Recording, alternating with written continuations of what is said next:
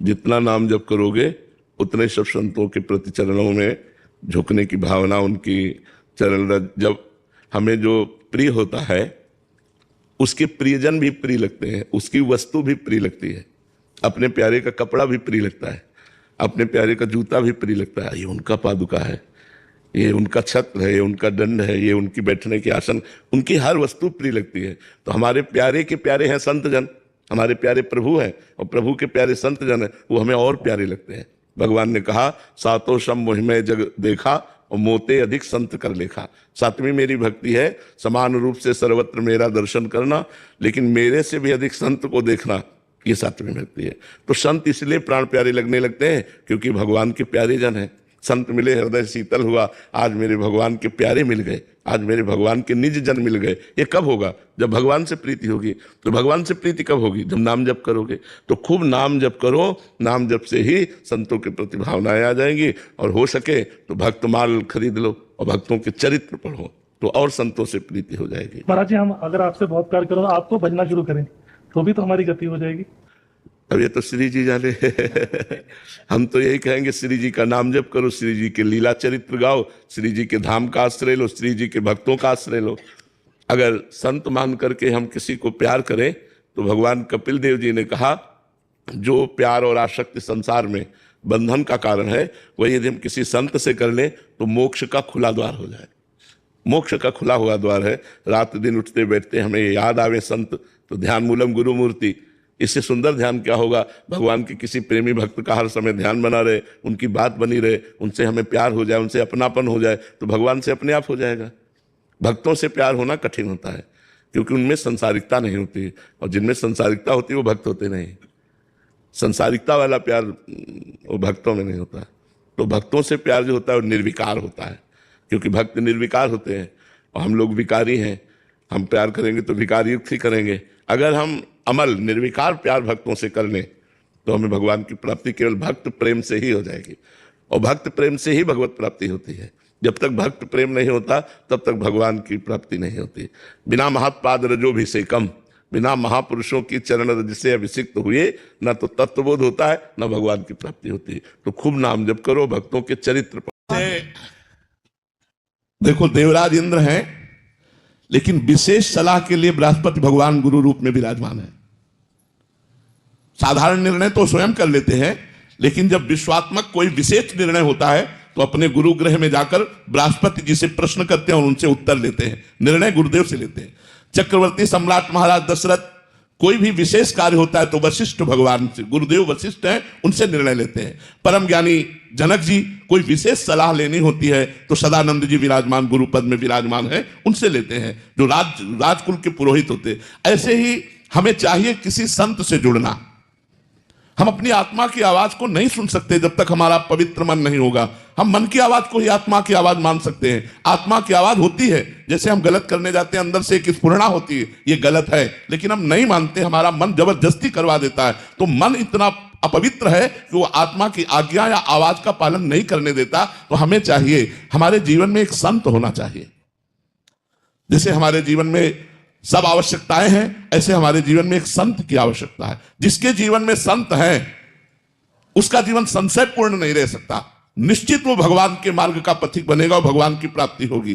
तो हमें लगता है सही निर्णय प्राप्त करने के लिए हमें सत्संग करना चाहिए। सत्संग से विवेक प्राप्त होता है और विवेक से सही निर्णय होता है। तो सत्संगी सही निर्णय करने वाला बन सकता है। तो शास्त्र स्वाध्याय करने में हमारी उतनी मति नहीं लगेगी जितनी मति हमें सत्संग सुनने में लगेगी। अब हमने 10 शास्त्रों की बातें 5 मिनट में बोल दी।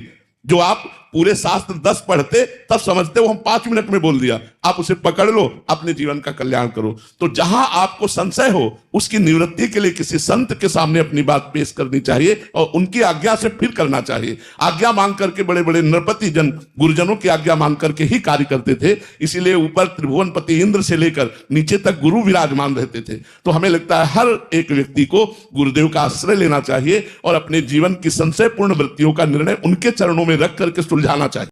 भगवान का जो ये रचनात्मक स्वरूप संसार है, ये भी भगवत स्वरूप ही है। मूल बात समझो, ये जो रचनात्मक संसार आप देख रहे हैं, जड़ चैतन्य, गोस्वामी तुलसीदास जी कह रहे हैं, जड़ चेतन जग जीव जत, जितना भी जड़ चैतन्य जीव है, बोले सकल राम मैं जानी, मैंने ये जाना कि ये सब भगवान ही है। अच्छा, सब भगवान है तो यहां कौन है? अपने में भी तो भगवान है। ये जान जाना कि भगवान हमारे हृदय में ही विराजमान है, सबके हृदय में विराजमान है। ये बहुनाम जन्म नावंते ज्ञानवान माम प्रपद्यते वासुदेवा सर्वमित समात्मा सुदुर्लभा, भगवान ने इसे ज्ञान कहा है। बहुत जन्मों की साधना के बाद किसी को यह ज्ञान प्राप्त होता है। भगवान श्री कृष्ण जी कह रहे हैं, बहुनाम जन्म नावंते ज्ञानवान माम प्रपद्यते वासुदेवा सर्वमिति, सब जगह वासुदेव हैं और यहां भी वासुदेव हैं। ये जान लेना ज्ञान है, और उस ज्ञान में समस्त भोगों का रागों का त्याग करके भगवदानंद में डूबना ये विज्ञान है। भगवदानंद में डूबना ये विज्ञान है। तो भगवान कहते हैं ये तुम जान लो और ये अनुभव करो। विज्ञान माने होता है अनुभव करो, अनुभव करके फिर मेरी भक्ति में लगो, भगवत स्वरूप होकर भगवान की भक्ति में लगो। भगवत स्वरूप हो। अभी हम अज्ञानी हैं तो देह भाव से भक्ति करते हैं, थोड़ा पवित्र हुए तो अंश भाव से भक्ति करते हैं, जीवों और ईश्वर, और जब परम पवित्र हुए तो भगवत भाव से भक्ति करते हैं। यहां जो है वही सामने विराजमान है। एक बार हनुमान जी से पूछा वशिष्ठ जी ने कि आप कौन हो? तो हनुमान जी ने कहा, देह भाव से स्वामी वो बैठे हैं और सेवक ये बैठा है, अंश भाव से अंशी वो बैठे हैं और अंश ये बैठा जीव, अंश भाव में जीव, और स्वरूप भाव में जो वो बैठे वो यहां बैठा है। ईश जो वहां है वो यहां है। ये ज्ञान और इसी आनंद में डूबना ये विज्ञान। इस आनंद में डूबते हुए भगवत स्वरूप होकर भगवान की दिव्य भक्ति में डूबते हुए हमारे प्रति समय व्यतीत करो, भगवान ऐसा आदेश कर रहे हैं। समझ पाया प्रभु? हमारा मंत्र नहीं रुकेगा, चाहे तमोगुण आवे चाहे रजोगुण आवे। वो पता चलता है कि अब तमोगुण आ गया, अब रजोगुण आ गया, अब सतोगुण है। जो भजन करते हैं अच्छे से, पर उसका सबसे पहला लक्षण है कि हमारा एक तार भजन में, जैसे तमोगुण आया तो द्वेष का चिंतन होने लगेगा, क्रोध की वृत्तियां, हिंसा की वृत्तियां, मतलब गलत वृत्तियां। रजोगुण आया तो काम की वृत्तियां, ये सब भोगों की वृत्तियां आने लगेंगी। तो अब वो भोगों की वृत्तियों में भजन उसका नहीं रुक रहा। वृत्ति चल रही, वृत्ति तो चल रही, पर राधा राधा राधा राधा, तो वो वृत्ति डिलीट होती जा रही, वो संस्कार नहीं डाल पा रहे। तो अब रजोगुण पर आप धीरे धीरे विजय प्राप्त करेंगे, क्योंकि रजोगुण भोग प्रवृत्तियां आ रही हैं और आपका भजन नहीं रुक रहा है। ऐसे तमोगुण की वृत्तियां आ रही पर आपका भजन नहीं रुक रहा है, सतोगुण की वृत्तियां आ रही पर आपका भजन नहीं रुक रहा। एक तार भजन चल रहा है और गुण के प्रभाव से प्रभावित होकर कोई क्रिया नहीं कर रहे आप। जैसे जब तमोगुण होगा ना तो जरा सी बात में गुस्सा आ जाएगा, आपको नहीं आना है, क्योंकि पता है इस समय हमारे अंदर तमोगुण है, राधा राधा, और बहुत बनावटी ही सही, लेकिन हम बहुत मुस्कुराकर मृदु भाषण करें। रजोगुण भोग प्रवृत्तियां बढ़ रही, स्त्री आकर्षण, धन आकर्षण, पुरुष आकर्षण, दुनिया का आकर्षण हमको व्यक्त नहीं करना, राधा राधा राधा, और दूरी बना के रखना। तो हम रजोगुण पर विजय प्राप्त कर लिए। दया, करुणा, मिलना जुलना, ये सब सतोगुण की वृत्तियों में आती है। उसको भी अंदर से निर्ममो निरहंकारा सम दुखा सुखा समी, जो निर्मम होता है वो सतोगुण पर भी विजय प्राप्त कर लेता है। कोई किसी से ममता नहीं, सब पर हमारी भावना है कि सबको सुख मिले, लेकिन ममता शरीर से किसी के नहीं, तो सतोगुण पर भी विजय प्राप्त कर लेता है। और भगवान का भजन छूटा तो गुण ने प्रभावित कर दिया और आप वैसी फिर क्रिया कर लेंगे। और भजन नहीं छूटा तो गुण तुम्हें प्रभावित नहीं कर पाएंगे, अपनी क्रियाओं में नहीं ले जा पाएंगे, अपना संस्कार नहीं बना पाएंगे। तभी तो कभी अच्छा भजन होता है, कभी भोगों की प्रवृत्ति होती है, कभी नाना प्रकार के राग द्वेष का चिंतन, क्रोध, हिंसा, आलस्य, तमोगुण, प्रमाद, आज नहीं करते भजन ऐसा। तो ये सब गुणों का प्रभाव प्रभावित कर रहा है। और एक तार हमारा भजन चल रहा है और ये गुण आते जाते रहते हैं, फिर धीरे धीरे शांत हो जाते हैं। फिर गुणों का प्रभाव अंतःकरण पर नहीं पड़ता, वो बिल्कुल भगवत स्वरूप में स्थित रहता है, पर अभ्यास के द्वारा ऐसा। और खान पान, अगर हमारा खान पान रजोगुणी है तो भजन एक तार नहीं चल पाएगा, तमोगुणी है तो नहीं एक तार चल पाएगा, सतोगुण वाला हमारे भजन में सहयोग करेगा। यदि सतोगुणी भोजन है तो हमारे भजन में सहयोग करेगा। लेकिन सतोगुण भी फंसाने वाला ही है माया में। मुक्त करने के लिए तीनों गुणों से ऊपर उठना पड़ता है। तो खुद नाम जब प्रधान पहचान, भगवत चिंतन न छूटने। सारे दिन भगवान के हैं तो जैसे मंगलवार को नहीं, करना। नहीं, नहीं, इसमें शास्त्र मर्यादा है। इसमें जो शास्त्र मर्यादा है उसका हमें पालन करना चाहिए। जैसे संध्या के समय मैथुन नहीं करना, भोजन नहीं करना, शयन नहीं करना, उस समय जप करना, भगवान का ध्यान करना। तो शास्त्र जो आज्ञा करता है हम अगर उसका पालन करेंगे तो हमारी उन्नति होगी। अब जैसे गुरुवार के दिन किसी भी स्थिति में बाल नहीं कटाना, द्वादशी के दिन किसी भी स्थिति में तुलसी जी को नहीं छूना। तो जो शास्त्र मर्यादा बनाई गई, अब उसमें हम क्यों नहीं कह सकते?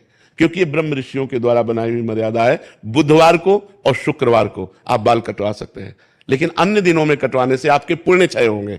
ब्रह्म ऋषियों ने जो मर्यादा बना रखी है, अगर हम उससे चलेंगे तो हमें ज्यादा लाभ मिलेगा। अब रोज सुबह लोग बाल आदि, तो हम कहते हैं केवल बृहस्पतिवार को मत करवाओ, और ना मानो तो गुरुवार का दिन परम पवित्र गुरु के लिए है, उस दिन आप छौर कर्म न करें, बिल्कुल निषेध है। नहीं, उससे पुण्य नष्ट होते हैं, आयु नष्ट होती है, बुद्धि नष्ट होती है। अब अगर आप नहीं मानोगे तो वैसे ही आपके आचरण होते चले जाएंगे, गिरते चले जाओगे। देखो, आप सब लोग यहाँ क्या देखने आए हो, हम आपको बता रहे हैं। आप यहाँ क्यों आए हो, हम दो बातें आपसे रखते हैं। आप क्या देखने आए हो और आप यहाँ क्यों आए हो? तो आप यहाँ देखने आए हो साधुता, भगवान के भक्त का दर्शन जो शास्त्र के अनुसार चलता है। आप आए हो अध्यात्म को पाने के लिए, आप आए हो सुख शांति के लिए। आए हो कि नहीं? अगर हम धर्म से ना चलते हो तो आप हमारे दर्शन करने आओगे क्या? हम भी तो एक मनुष्य हैं, हम भी तो आप जैसे ही हैं। अगर हमारे अंदर अध्यात्म ना हो तो आप क्या सुनने आए हो? तो आप सोचो, उन्हीं ब्रह्म ऋषियों ने ये मर्यादा रखी। वैसे ही जब हम चलते तो हमारे अंदर तेज, हमारे अंदर शांति, हमारे वचनों का प्रभाव, हमारे दर्शन मात्र से तुम्हें सुख मिलेगा। तो क्या वो आप नहीं बन सकते? आप विचार करो। तो जो शास्त्रों में लिखा है उस पर हम क्यों नहीं लगाते, उसका हम आचरण करते हैं। जैसे डॉक्टर कहता है कि आपको ये नहीं खाना, ये नहीं खाना, ये नहीं, तो हम उनसे क्यों बोलते हैं क्या दही नहीं खाना? अरे भाई, दही तो बहुत अच्छी चीज है, क्यों नहीं खाना? क्योंकि तुम्हारा रोग बढ़ जाएगा।